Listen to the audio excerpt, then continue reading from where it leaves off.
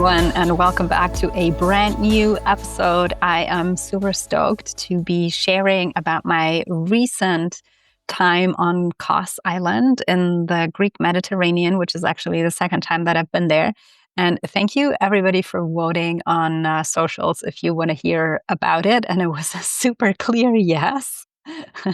So here we are, fresh information speaking about Kos Island, a Greek island that really, really connects you with your own self-healing capabilities, cracking open divine and natural wisdom codes within your cells that are so much connected to like what healing actually is. And so before we actually dive into the episode, I have two amazing things to share with you because I am starting for the very first time a Magdalene Healing certification. So if you are intrigued to deepen your energy healing capacities, learn a new modality, or even like start the very first time because you are curious to feel the Magdalene frequency within and what it can do to heal yourself and others, then join me. We start the 22nd of July. The link for registration will soon be up, so keep an eye out for that one or join my mailing list to be informed on that one. And then, as we are going to be speaking so much about healing temples and this ancient cult that is deeply connected with Egypt as well, I want to speak a warm invite for everybody who is intrigued with the sacred lands of Chem. We are going to be journeying on a deep alchemical journey with your own Merkaba field, with the Merkaba field of the earth, with the pyramid grid from the 11th to the 18th December this year. There is some spaces still left, so click the link in the show notes and check out all the information about that sacred Egypt travel trip. I'm looking forward to seeing you there. But now let's hop to Kos. Let's hop to Greece. And I want to start by, as you know, I'm super fond of also digging up names and see what a name can really tell us about a place. And through the lensing of language and speech, we can already learn so much about it. And nowadays, the island is named Kos, but there's also three older names that also refer to the island. One is called Sia, or Kea, which is very close to like Kos Kea. And that is really depicting like an island of healing and sacrifice, a symbol of kind of like that sacred geography and rite of initiation. And it's very, very much linked to that cult of Asclepius that we will dive into the entire episode. Another name is called Merope. And for some of you might know that Merope is one of the 7 Pleiadian sisters. She is the hidden star that is also sometimes referred to as the lost light and can be seen as kind of like the soul's descent into material life, or also like if we have a dark night of the soul and we are like descending inwards to really find that inner spark. And for some of us, the awakening, like consciousness expansion, as in my own story, actually comes through a physical health journey. So there is also that link here. And the third name for Kos is Nymphae, as one of the nymphs. And nymphs are very prominent in Greek mythology, and they are the representatives, they are the guardians of nature, these feminine, subtle energies, archetypes of elemental and intuitive power. So again, here, like it's the balance of the inner and the outer, and how do we come into balance? So overall, we can really say that the energies of Kos are so much connecting you in with your own body, with your own physicality, but more than that, it's coming home to you are already healed. Like, what are the self-healing capabilities? What is the wisdom of your body that is inherently there and that you can connect to in order to pierce through and like go through all the layers of the physical, the mental, the emotional, the spiritual, because it's all one, right? And let's start by coming into the harbor from the waters, from the sea. And what you'll find when you approach the island, it's the castle of Nebraska, which is kind of like, or it used to be on an islet in front of the bigger island, the healing island. And the castle nowadays, it's being restored, so you can't visit it at the time right now. It is actually, or was founded by the Knights Hospitallers, which is kind of like a split order from the Templars, which in essence were there to just like guard the coastline and guard the pilgrimage ways into Jerusalem and the Holy Land. Nevertheless, I always find that in these structures, there is some sort of preserved knowledge, even if it really was a little bit more like unconscious. So anyways, you enter this like strong fort and this building, and then it's connected with a little bridge. And that bridge leads you directly into one of the things, into the heart of what Kos actually is. And that little bridge brings you into a courtyard. And in that courtyard, there is a beautiful, like huge platane tree. And it is called Hippocrates tree, Hippocrates platane. It is said to be a descendant of the tree that Hippocrates actually taught under. And so Kos is home, is a birthplace of Hippocrates, the father of the medicine that we have today. He lived 460 to 370 BC. So just imagine that you are sitting in the shade of that tree that has been a little seedling, a little sapling at some time, coming from that great great mother or even like grandfather tree, where students have sat in the shade of the tree, like listening to Hippocrates teach and tell them about what medicine actually is and how healing and plants have medical properties to heal your body, to heal your system, how you are connected to the earth, how you are a part of the earth and part of nature, being from it, being off it, and so keeping that fine balance. And just like sitting there under the tree, it's a whole transmission in itself. Like you can really feel the air and everything pulsing with this wisdom, with this knowledge. And it's interesting. I mean, obviously I wasn't able to read so much because the overall I have to say that Kos and what you find in Kos, even the temple that's behind me, you don't find so many signs. And if you find them, they are most likely in Greek. So there is very little information given at all, and neither in English. But what that evokes is that you can approach these places really with that like felt sense, that felt perspective, rather than like, oh, like what does it tell me? Like so you really like put the mental aspect aside, which I'm honest, it's sometimes really hard for me because I love also reading and just like absorbing information. I mean, you can just like sit and feel what's happening while you're sitting under that huge tree, that huge old tree. And when I walked around it, there was a little plate at the back, and also there is a fountain at the back. It's dried, but there is a fountain.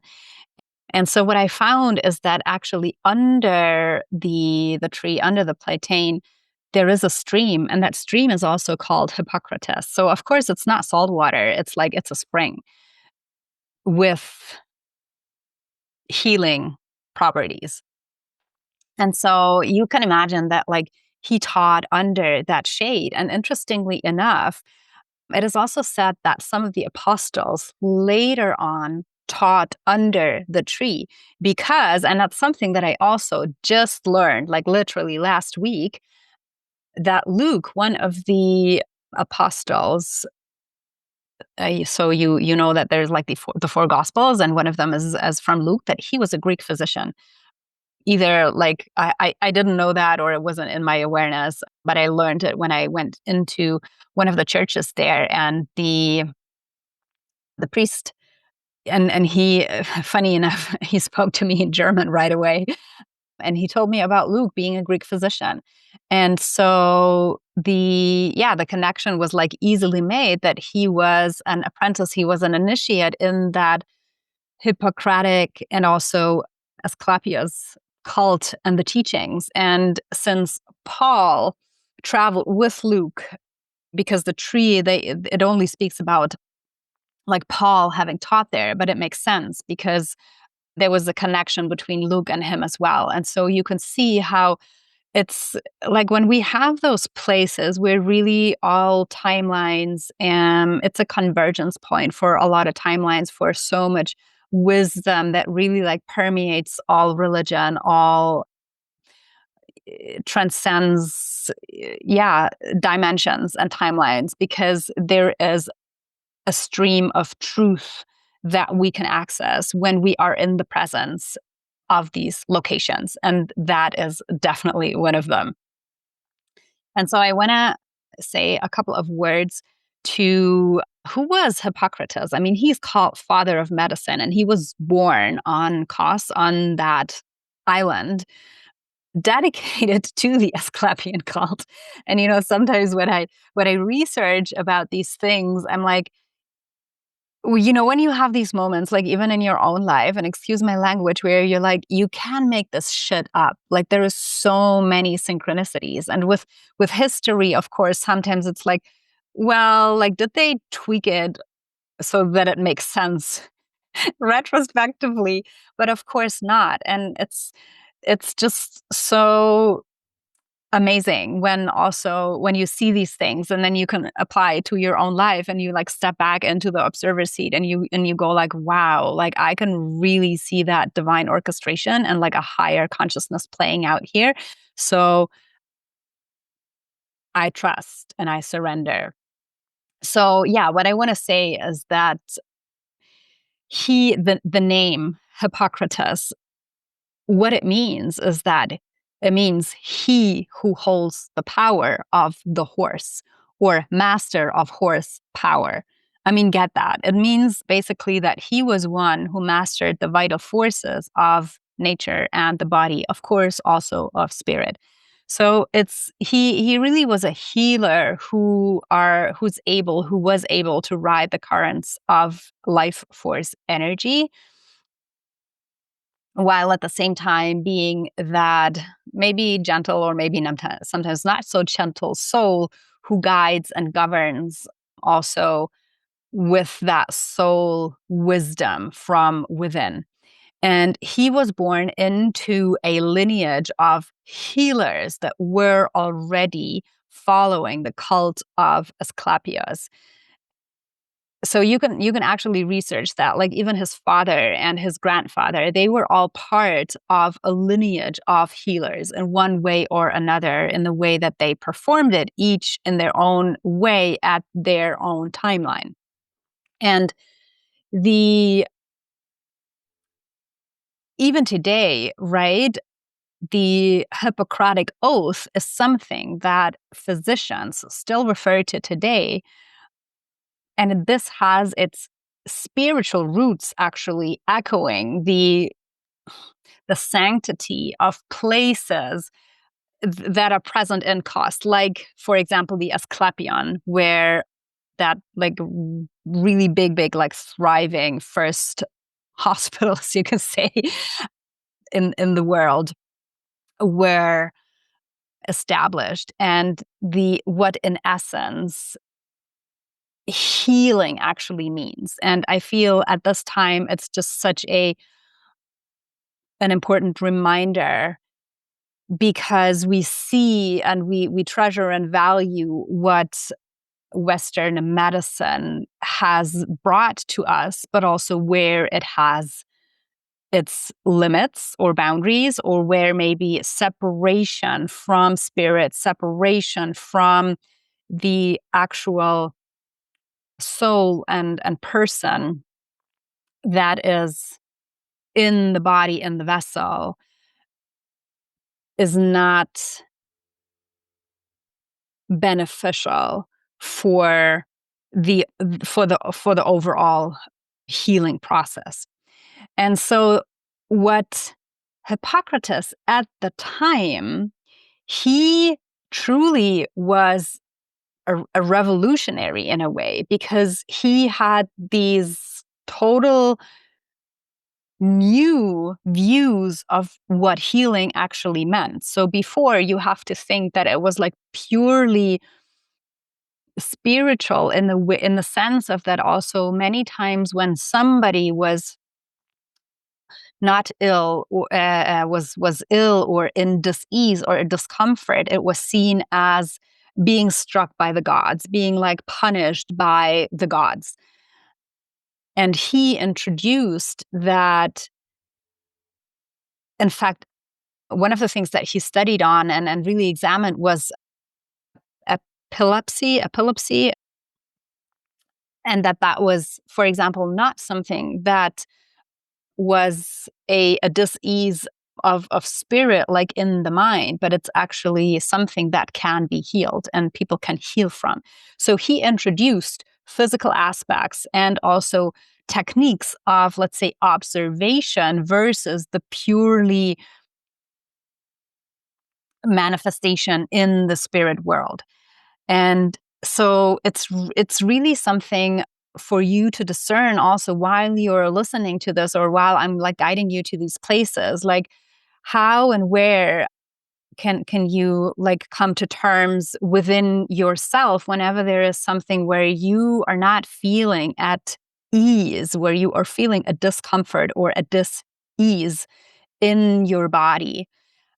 How has that become a consciousness and energy manifest? And we are living in times whereas most of these things are, and I'm not speaking about a broken leg here, but are manifested really through like a lack of spirit, or I almost want to say like spiritual burnout in a way, or where, yeah, some of these even like chronic things have a manifestation in something bigger than when they say, for example, oh, it's stress. Yes, it is. And it is more. Like, what is my contribution to that, as in terms of like, how do I allow consciousness energy to manifest in my body? Like, what is it showing me? So that is what Hippocrates introduced. And he was a part of that Asklepeion cult. Close to the Platane, you will see, I'm going to put a picture, you will see that statue where he has that staff with the serpent. So the serpent never goes without him, it never leaves him. And in the other hand, he has the scroll. So that is the balance of the mental, of the scientific, and the kundalini, the knowledge, the mastery of the bodily powers. And when they go together, like this is where true healing and medicine codes become an opening and an expansion in the body to come back to balance, to come back to wholeness. And so that staff and the serpentine already is the connection to Asclepius. And Asclepius is the god of healing, basically. There is people who say like that he did have an incarnation, that he had many incarnations. Probably he did. But like he is the depiction, he's the avatar, the energy, the god of healing. And so with him, there was also that strong, strong serpentine cult, right? And when you look at, I mean, even nowadays, in so many medical societies, medical depictions, you will have the staff and the two winged serpents that are crawling around the spine. The staff is the spine, and then you have the two snakes like coming up into your pineal gland, and where they meet, like mastering both of the currents. This is where the amrita is produced in your pineal gland. And there's another depiction that I found on the one of the dissertations. I believe it's from Hippocrates, and you'll see it's the same. Like he holds the staff with the hands, so this is the physical, and then there is the serpents rising all up, and there's a little bird on top. And so the bird is the winged messenger of the gods. That is the spirit connection. And it's us. It's you. Like it's your body. It's your vessel as the bridge between the physical and the spirit and the heavens. And so mastering the bodily fluids, mastering the emotions, mastering the energy currents in the body, this is what really liberates you. And yeah, there's like so much symbology also that we can look at here. It's really cool. So where are places on Kos where you can connect to the legacy of all of that collective and consciousness, and like the power of what healing, what medicine actually is? It's for sure the courtyard with the platane. Then there is another place that is called Hippocrates Garden, and then the biggest one is the Asklepeion. And I'm going to go to the garden first. So it's a beautiful patch of land on a bit of an elevated area. And within this Hippocrates garden, you find many of the healing herbs, especially also like local plants that he used to work with to cure many different, yeah, diseases. And one of the things that I really, really, really love, especially, like I said, there is so many places in Kos, and what you can see behind me, this is the entire like town of Kos City is basically a huge geological, like geographical field where you would probably find like under every house ancient temples or something like really, really ancient. And what is striking when you go to these places and you don't find plates or tags is that I look at what are the plants that grow there? Like what are the animals that are there? And how do the plants grow? And even if it's like a big patch of land, yes, you will see different plants, but once you attune to the energy, you will see that there is a pattern, that like some of the plants really only grow in certain locations or certain spaces, whereas in others there is, yeah, other plants, other herbs. And so you can literally track like how does the energy flow in the place, but also attune to what are the properties that are given to you in that space through maybe nature, because nature is always like the biggest teacher and the biggest provider. As Mama Gaia, everything comes from nature, and you will always be given what you need. So that is a tip from my end how you can approach places even if you don't know or nobody tells you what has happened there. And that can like even be the field behind your house. So let's go to the Asklepeion and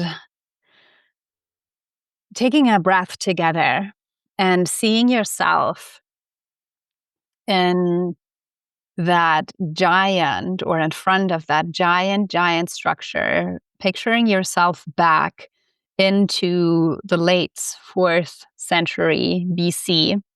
That's when the Asklepeion was built. It was constructed as a sanctuary shortly after Hippocrates died by his followers, and the people who were, his followers, the Asclepiads, as they were a guild, you can say, or guild, sorry, of physician priests. So again, really bringing the balance between the knowledge of the medicine man and also the spirit guide, the spirit guardian, the priest. So stand there and you glance over that terraced hillside and you turn your back and you overlook the sea and the Turkish coastline. And just like being in the presence of this sanctuary, this landscape, the horizon, the sea, the hills, the water that's coming from below. It's already the air, of course, the sun. It's already bringing together so many healing properties through its natural beauty and the tranquility. So the Asklepeion was built not just as a hospital, but as a spiritual healing center. And imagine you go into such a temple because you know that, yes, you might have something that you think you're coming for because there is, let's say, a physical ailment. But actually, there is something else bothering you in your soul, in your heart. And this is a place where you can find peace, where you can find comfort for body, mind, and soul. So it's ancient, and at the same time, it's really also a very, very modern way of looking at medicine and looking at what you need to really feel at ease. And as you start entering on the lower levels, you will start your ritual with bathing. So there is Roman baths and these beautiful, like colorful mosaics and paints. Starting your healing with a purification ritual.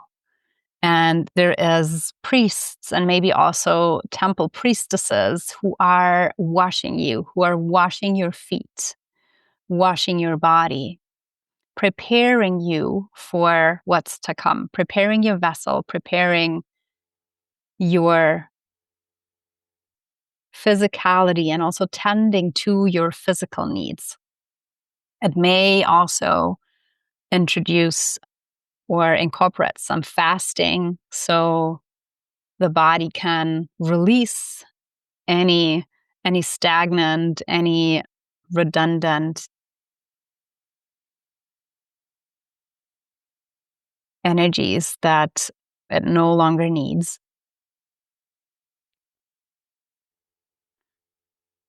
And then as you are prepared, as you are cleansed from without, The next step is the middle level. And as you enter the middle level, there is the part that is starting that is called incubation ritual. And so here you will mostly find sleeping or dormitories, the abatons, as they were called, where you will lie down in a big room with other people and you will start dreaming, and you might receive one or the other natural medicine, maybe a potion, maybe a tincture, maybe also something to treat your skin or your muscles, your bones. And as you ingest these natural medicines and you put yourself in a sleep state, in a dream state, you start to enter that collective field of dream work. And maybe there is messages that come to you from Asclepius or from Hippocrates or from another deity or a guide, a goddess, that have messages for you, that have wisdom for you. Maybe it is your body in different ways that is literally speaking to you, telling you what it needs and what needs to happen in order for your body, mind, and soul to come back into harmony.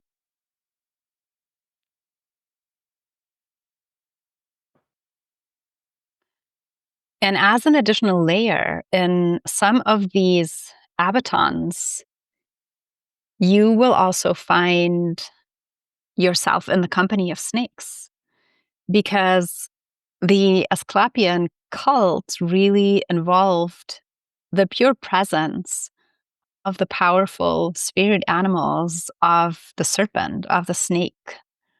And maybe that is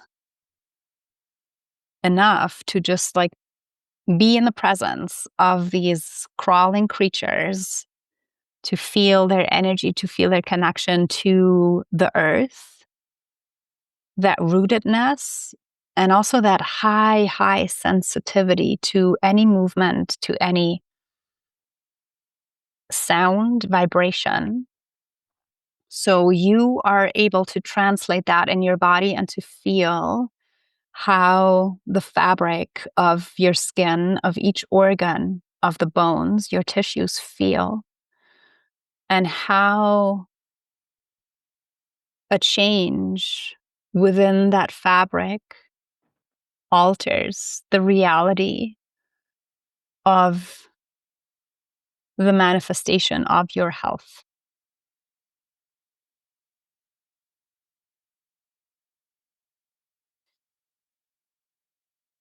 So the snake was seen as something, as animals, very sacred and very powerful. And then on that second level, maybe there was also some surgeries that occurred or dietary information and the involvement, exercise to strengthen your physical body. And then I'm inviting you to even step to the third and the highest level. That is the most sacred space within the temple that you can access within that sanctuary.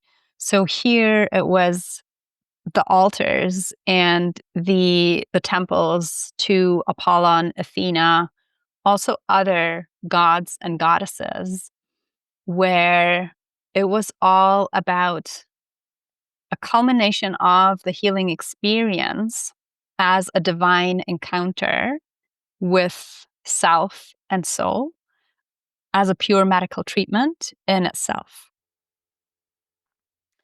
And it was here where also another species of animals was kept as sacred dogs to bring you into the consciousness of holy stars and the field of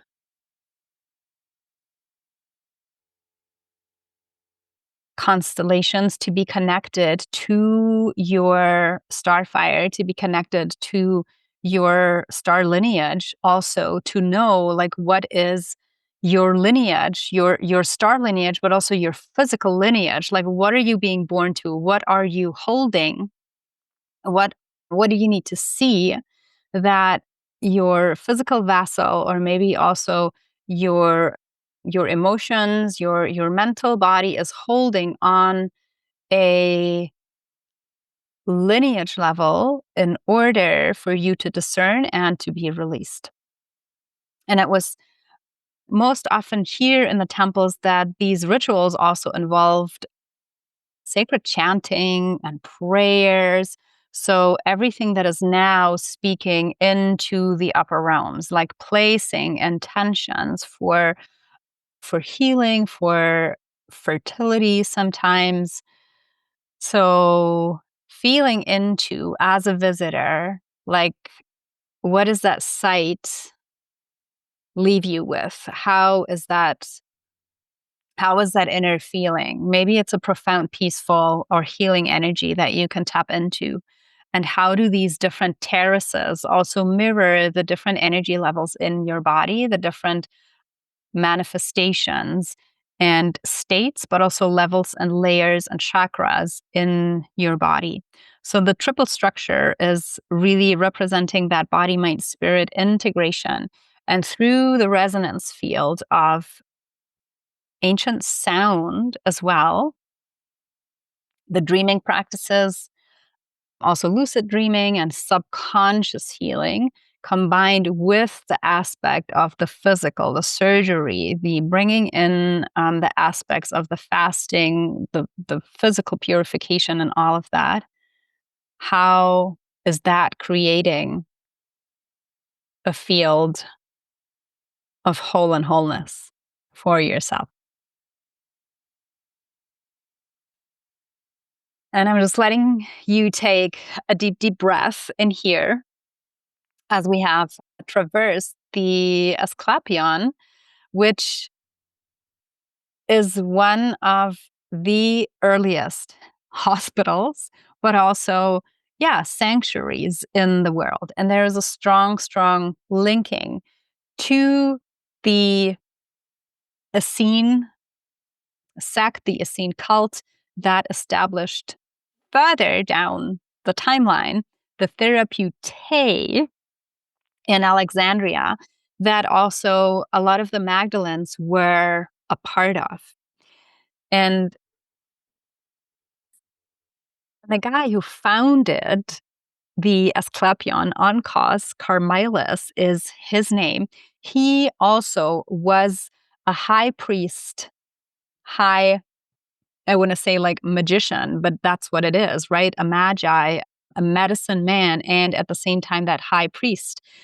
He was that high priest at that Asklepeion temple, and it is said that also some of the lineage threads of the Therapeutae and the Asclepius cult that later on flourished in Alexandria and in Egypt at the lake go back to him. And so we have that thread here from Greece into Egypt, into these healing cults, into the serpentine cults, and also the thread that is connecting into the Magdalene lineage.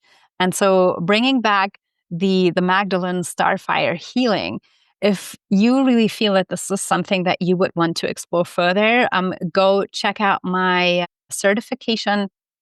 It's coming up now, and you don't need to have any records or like pre experience with Reiki or any energy healing modalities. It's purely a homecoming of soul, and like how you can feel how you are whole and holy onto yourself already. So if you're interested to dive deeper into all of these cults, especially also with all the symbolism that is there with the snakes, the serpents, the staff, the crosses, and all of these beautiful depictions that we see all over the temples, then this is the right place for you. Go check it out. Another thing that I would want to mention that was really present for me when we visited this time in Kos, and I had two personal experiences that I want to share about, and both are also an example of like how we can connect to the energy of like how synchronicities happen in the 3D to really bring us into that energetic threads that are leading us into the inquiry of like, okay, like why am I truly here? Like what's happening? And it's both to do with animals. And the first one is it actually started already a week before we left back home. You could say that we have a serious ant problem, or you could also say the ants were literally like invading my house. They were crawling in the kitchen all over, different cupboards, different different drawers. They all had a line where they would really specifically go into places, but not only in the kitchen, because you could probably say like, yeah, okay, it's summer and like garbage and everything, but no, there were other parts in the bathroom as well, and they were very specific, like, you know, when they come and like they have their line that they're tracing by scent, by energy, by currents. So that's what they do. And at first, of course, I was upset and annoyed, but then I don't want to kill them, obviously. So I started talking to them, and I'm like, guys, whatever thing like you have to do here, you can't do it here. Like this is not a safe space for you. You got to leave. And it really took a couple of days actually, but then they started coming back, and then okay, we left and they were gone. And the first day that we get into the hotel, there were no ants at all. And I sit down on the sun chair, and I lean back to the palm tree. There were no ants, and all of a sudden, like there was this cloud of ants that was surrounding me all over, and they kept on crawling all over me. I'm like, what is happening? My toes, my back, everywhere. And like I said, there were no ants before, or I didn't see them, and like all of a sudden they were all over me. And then I change the place. I go somewhere else. I sit on the tiles. Same thing happens. Like they come up to me and like surround me and crawl all over me. And I'm like, okay, there is a message here. So surrender. And you got to listen. And, you know, with these things, and some of them, they bit me and it stung, right? So it hurt. And I was like, okay, thank you for your medicine, but like tell me what it is that you want from me. I don't fully get it. And it was so fascinating because of course, like there is the threads that you might I knew that like ants are all about like this mycelia and like bringing the work together and have that stamina and really like get things going. They are a deep model for devotion. It's group cohesion. It's a lot about duty. But I still didn't like fully get to the point. And then this one night, we literally just like cycle through town, and I look left and I look right, and all of a sudden I see like Achilles hotel, I think it was. And of course, like there's Greek names all over, right? But then that particular thing, I just heard like there's something here. Like it's got to do with Achilles. And like, okay, whatever. And then sometimes as I do, I go and Google like, okay, what does Achilles have to do with the ants? And it was so interesting because I found that his army, they're called the Myrmidons. And his army, mythically, they were people born from ants. So it's ant people. And again, like it all goes back to resilience and loyalty. And even in the Homeric myth, where they go or where he goes and like leads that attack to the battle of Troy, that was ant people. And I just know that I feel very connected to that myth. I still fully haven't uncovered like all what's there for me. But anyways, it was super intriguing for me to find out that it was ant people. And that, yeah, they're just like so in devotion to their leader. And it hit me at a time where I was really doubting a lot of the things that I was doing and like while I'm doing them. And so it just like brought me back into this presence of this is your devotion. Like this is the answer, like why you are here to do that. And so really brought up that warrior spirit in me and kind of like that warrioress code of honor in a way and discipline to keep going and also to not have to do it all of on my own. And that is a big thank you that I want to give to you, to the audience. So everyone who is always tuning in and listening and like giving the comments, thank you so much. I really, really do appreciate it so much, because sometimes when I sit here and record, especially like the solo videos, I'm like, who am I even doing this for?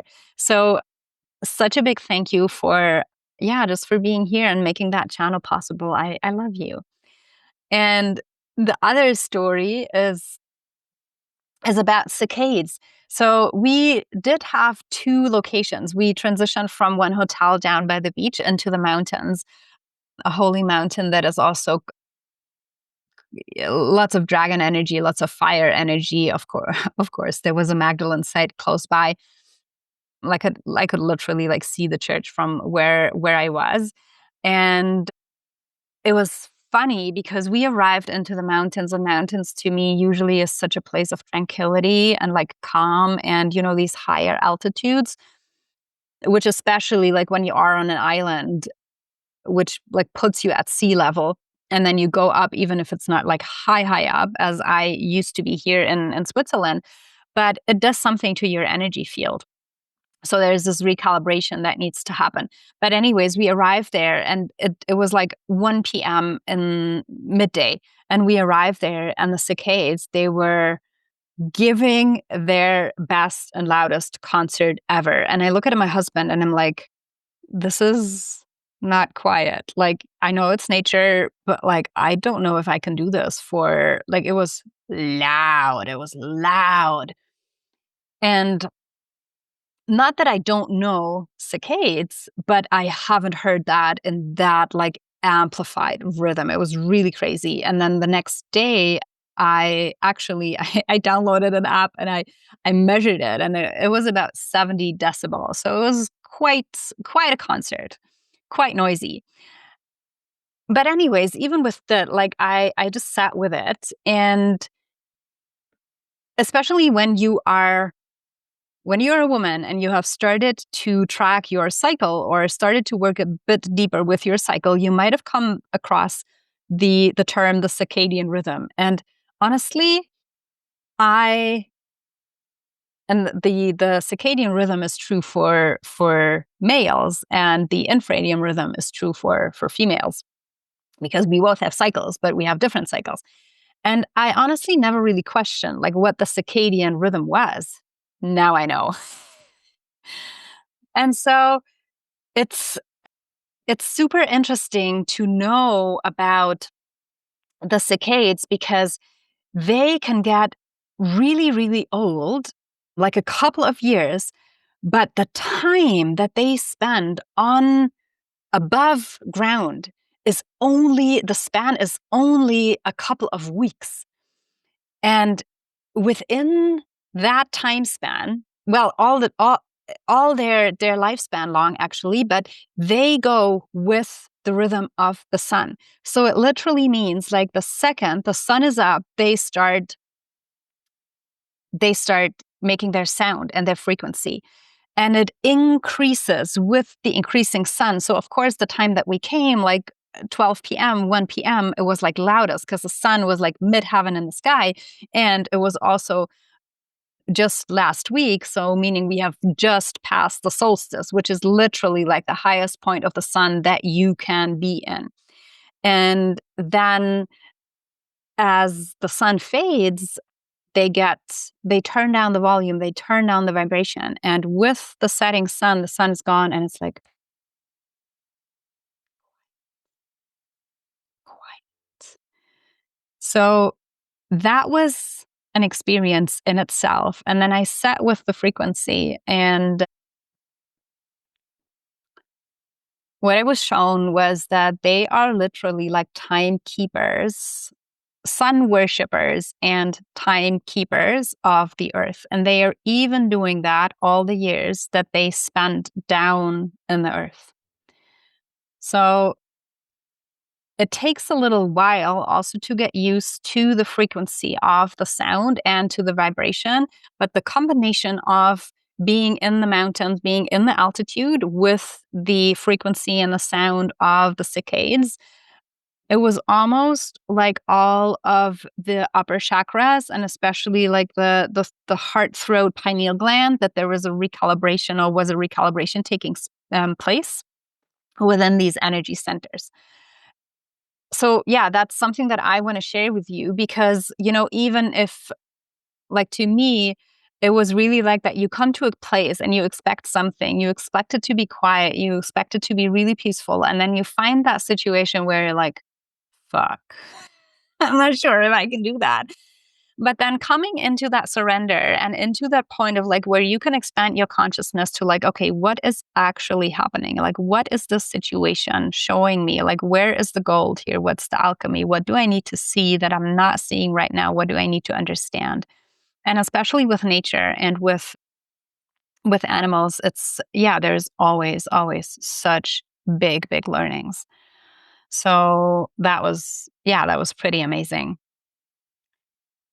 There is, of course, many other things and beautiful places, of course, not even to mention the beaches. There's hundreds of monasteries, of churches. There is beautiful, also quiet beaches that you can go down like directly from a steep cliff or so, where you can connect to the water frequency, of course, of course.